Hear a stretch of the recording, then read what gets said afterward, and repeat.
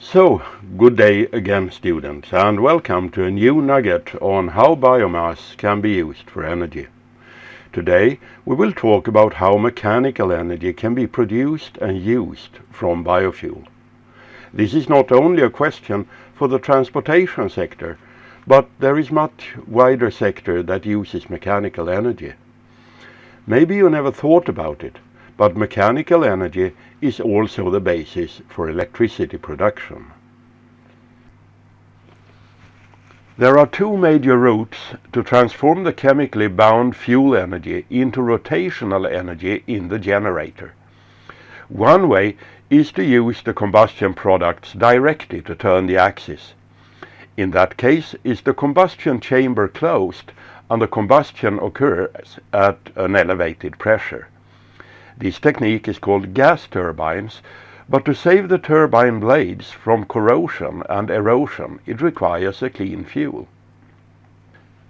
The other main technique takes the heat from the combustion gases and uses that to generate steam at a high pressure and temperature. This is called steam turbines, and since the turbine blades are exposed only to steam, corrosion and erosion are minor problems. But the transformation of chemically bound energy into mechanical energy via heat suffers from one fundamental limitation.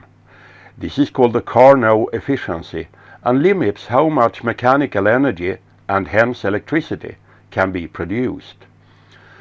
The relevant value for the Carnot efficiency is the integrated mean value as the hot working medium cools down to the coolant temperature.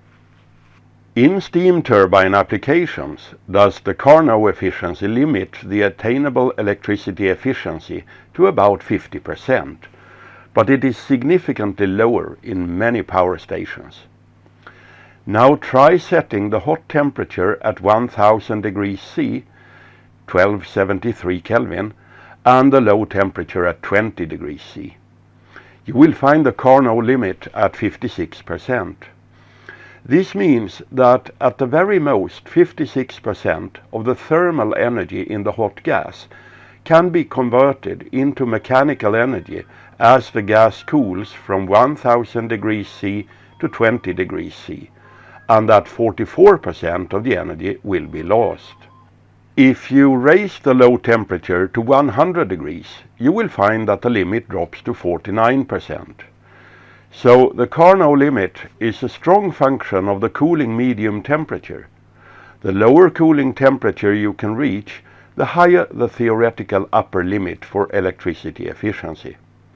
By different combinations of techniques, as outlined in the BusyPlan Handbook, Chapter 0400, can the total efficiency be raised.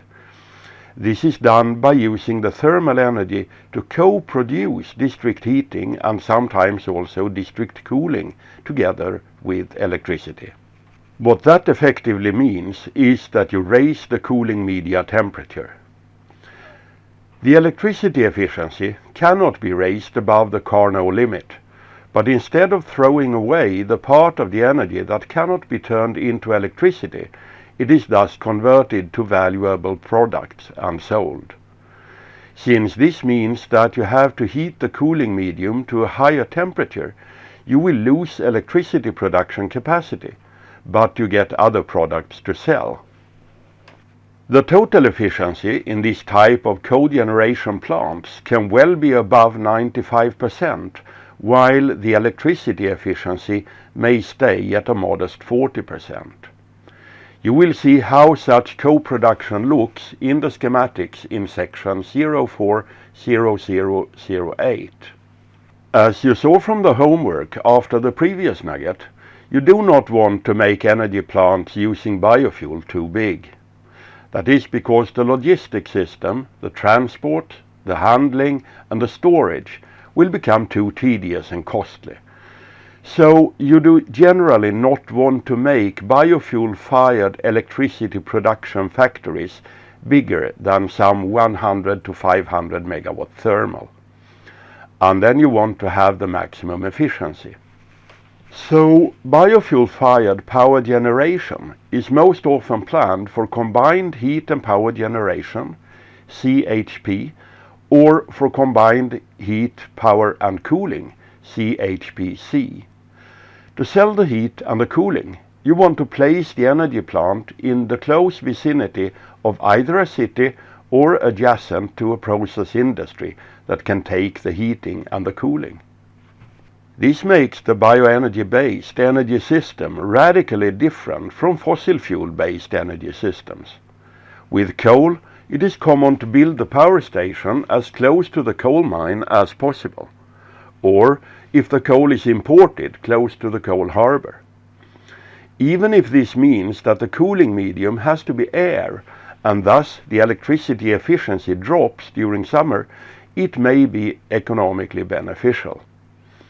For oil and fossil gas firing, the same reasoning is often true. Sometimes the locale for the power stations is chosen as close to the coast as possible or close to a river.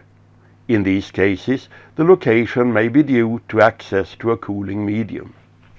But for biofuel-fired plants, you will instead select a location where there is a market for the heat or for the cooling.